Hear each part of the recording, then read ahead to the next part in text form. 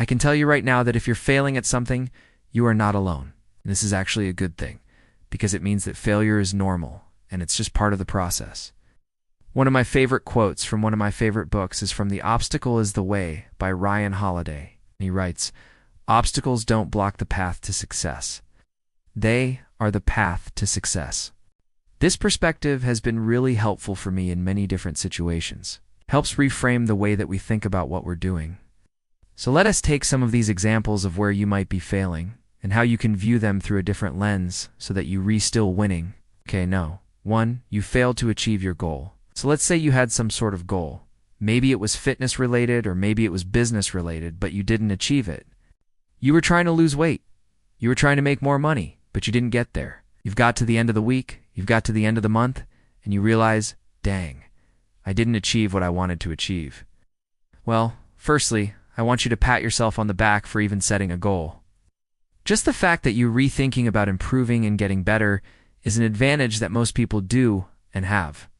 And secondly, what I want you to do is actually celebrate the fact that you failed because now you've learned something. Now you know what it takes to achieve that goal. You know what sort of things you need to do? The sort of behaviors that you need to exhibit to achieve it. And yes, it's hard. Yes, it's uncomfortable. But if you see those failures as simply feedback on where you need to adjust, then they become fuel rather than a setback. Okay, now 2, you failed to stick to your habits. So, let's say you decided that you were going to start meditating in the morning or reading more books or spending time with your family every night before bed. And again, whatever it is that you set out to do, you just couldn't stick to it. We've all been there. All set out, all excited to start doing something new. And then life happens, and suddenly you find yourself slipping into old habits. Well, here's the thing. If you fall off the wagon, if you miss a day or two, or maybe even a week, guess what? Don't beat yourself up about it. I want you to celebrate the fact that you tried. I want you to celebrate the fact that you put in the effort and you got to where you could form that habit. Most people never even get to the point where they have a habit. So the fact that you have a habit, even if it's not quite sticking yet, that's something to celebrate.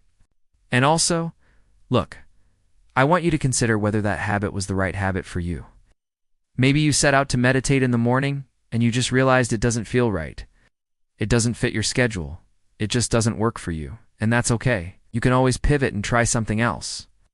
But if you're constantly failing at sticking to habits, it probably means you're not being very intentional about them.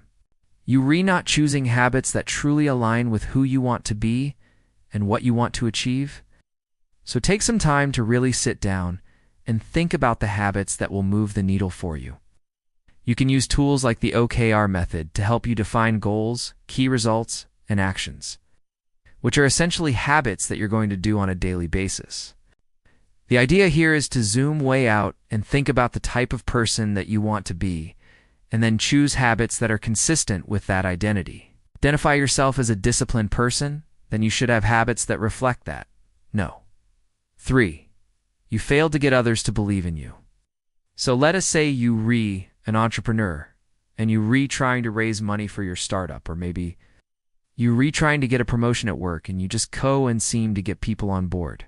Whether it's fear of failure, lack of confidence, or just plain old skepticism.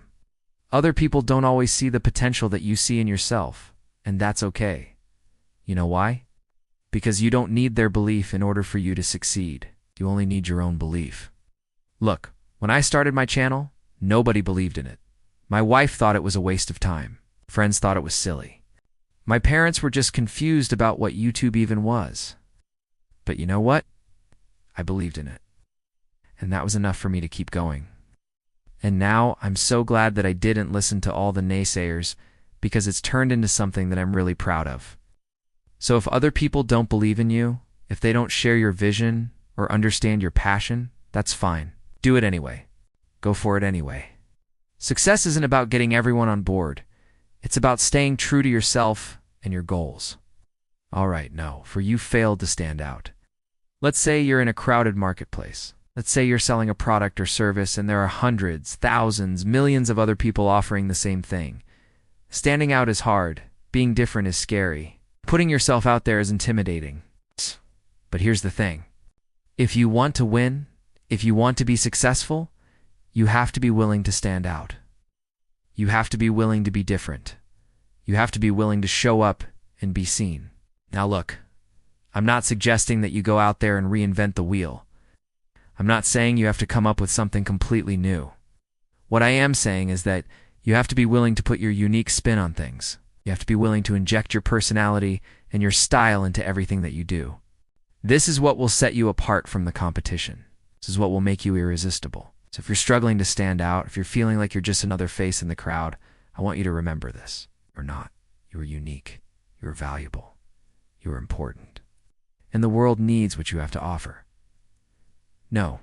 5. You failed to stay relevant. Let's say you're in a rapidly changing industry.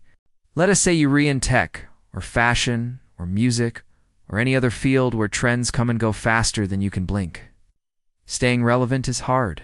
Keeping up with the latest trends and technologies and fads is exhausting. But here's the thing. If you want to win, if you want to stay ahead of the curve, you have to be willing to stay relevant. You have to be willing to learn new things, to evolve and adapt. This is what will keep you competitive. This is what will ensure that you don't get left behind.